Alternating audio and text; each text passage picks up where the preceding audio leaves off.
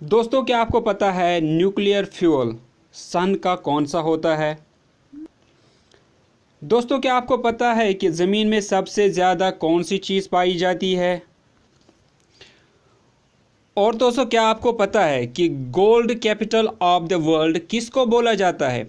तो दोस्तों, चलिए स्टार्ट करते हैं आज की वीडियो।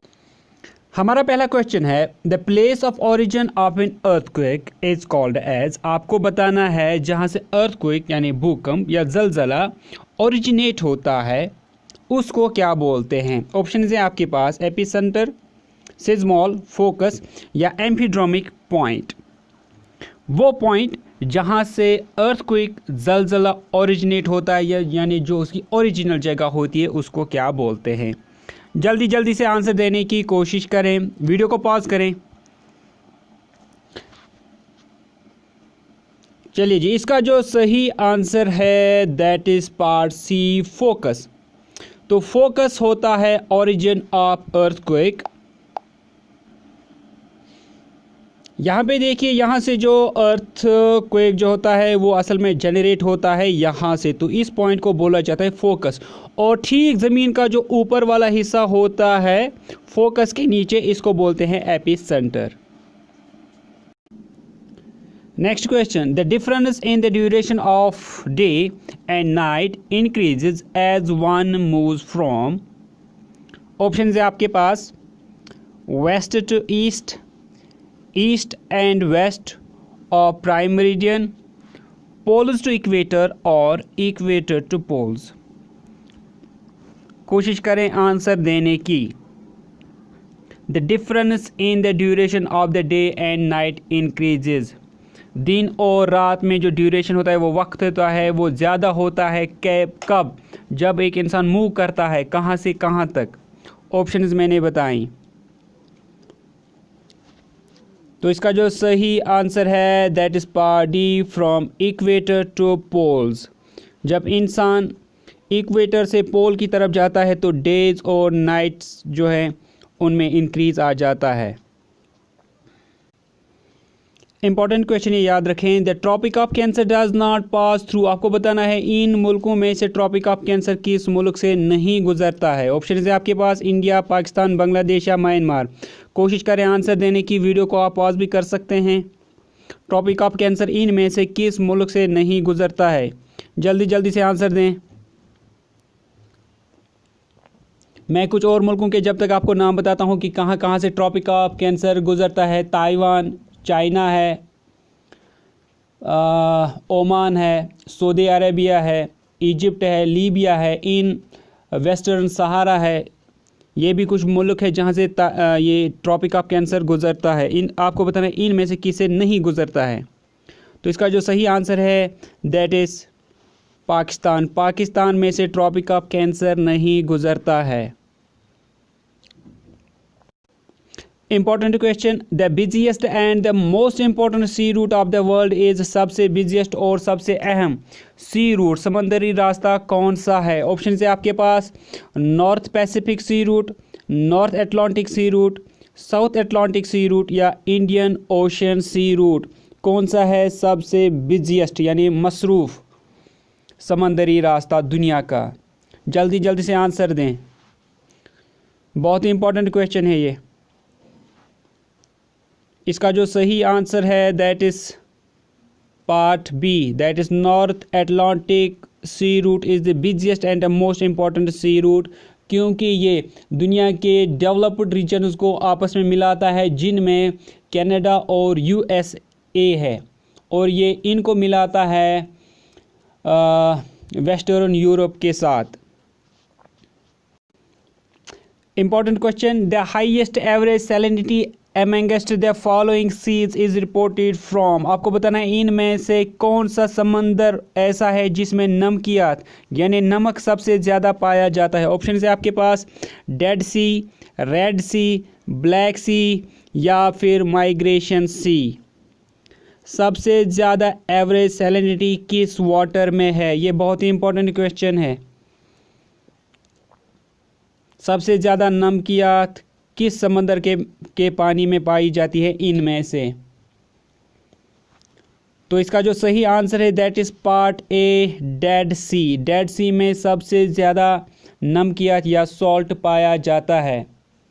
और यहाँ पर आपको ये भी बताऊँ, डेड सी को डेड सी क्यों कहते हैं? इसको इसलिए डेड सी कहते हैं क्योंकि देयर इज़ नो लाइफ और fish found in this in the water because of this salt. Which is the largest fishing ground in the world? Options are Japan Sea, North Sea, Northeast Pacific, Newfoundland water. The right answer is part B, that's North Sea. Next question. The Tropic of Cancer does not pass through. इनमें से tropic of cancer किस मुल्क से नहीं गुजरता है? पहले ही हमने एक क्वेश्चन किया इससे रिलेटेड, लेकिन ये क्वेश्चन में ऑप्शन कुछ डिफरेंट है, तो ये क्वेश्चन मैं आपके लिए छोड़ता हूँ कि इनमें से ट्रॉपिक ऑफ कैंसर किस मुल्क से नहीं गुजरता है। ऑप्शन है आपके पास इंडिया, इजिप्ट, मैक्सिको या ईरान। ये क्वेश्चन मैं आपके लिए छोड़ता हूँ, आप ही इसके लिए आंसर टाइप करेंगे।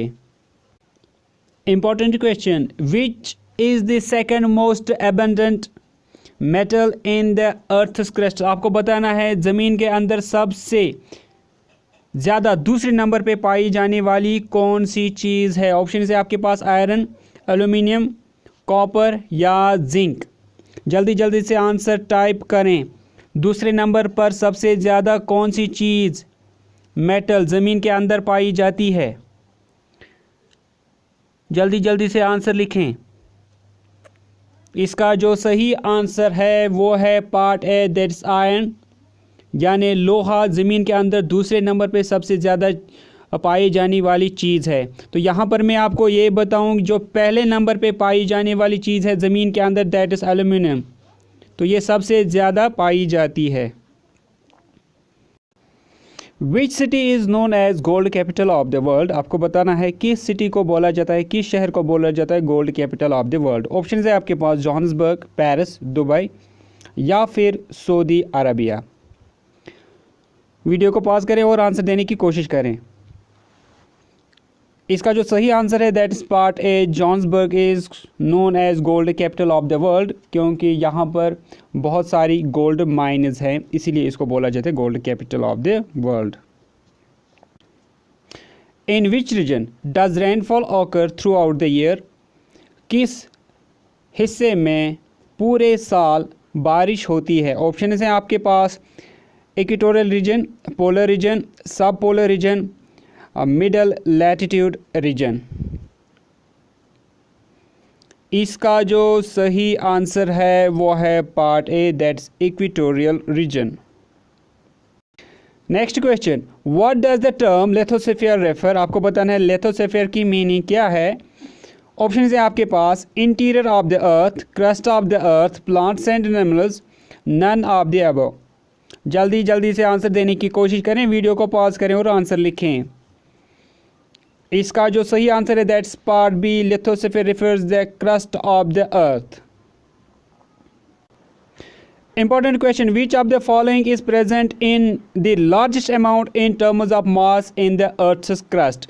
आपको बताना है मास के हिसाब से, वजन के हिसाब से इनमें से सबसे ज़्यादा कौन सी चीज़ ज़मीन में पाई जाती है। ऑप्शन है आपके पास सिलिकॉन, ऑक्सीजन, कार्बन या कैल्शियम। वीडियो को पॉज करें और आंसर दें। तो इसका जो सही आंसर है that is part B, oxygen. The nuclear fuel in the sun is, आपको बताना है न्यूक्लियर फ्यूल यानी वो फ्यूल जो सन में बर्न होता है वो इनमें से कौन सा है? हीलियम, यूरेनियम, हाइड्रोजन या फिर ऑक्सीजन। कौन सी चीज़ सन में जलती है, फ्यूल के तौर पे जलती है? जल्दी जल्दी से आंसर देने की कोशिश करें।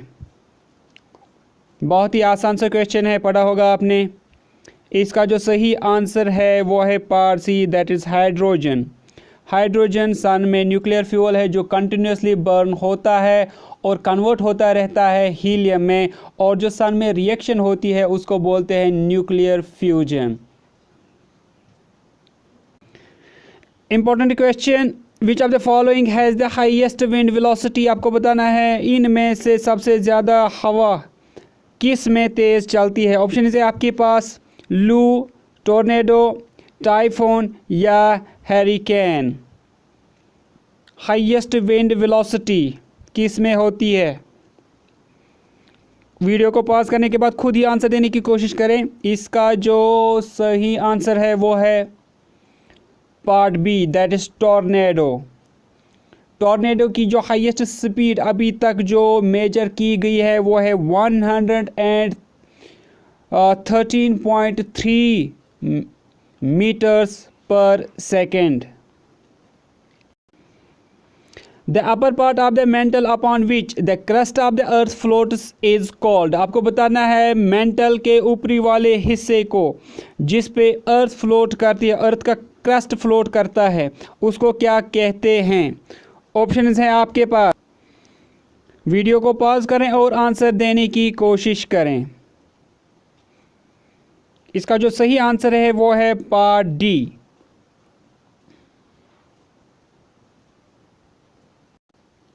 Important question, the dash is called the low country of the earth, इनमें से किसको बोला जाता है low country of the earth. Option है आपके पास स्पेन, हॉलैंड, इटली या हंगरी। जल्दी जल्दी से आंसर देने की कोशिश करें या वीडियो को पॉज करें, अच्छी तरह से सोचें और फिर आप कमेंट सेक्शन में अपना आंसर लिखें। चलिए जी, इसका जो सही आंसर है वो है part B, that is Holland.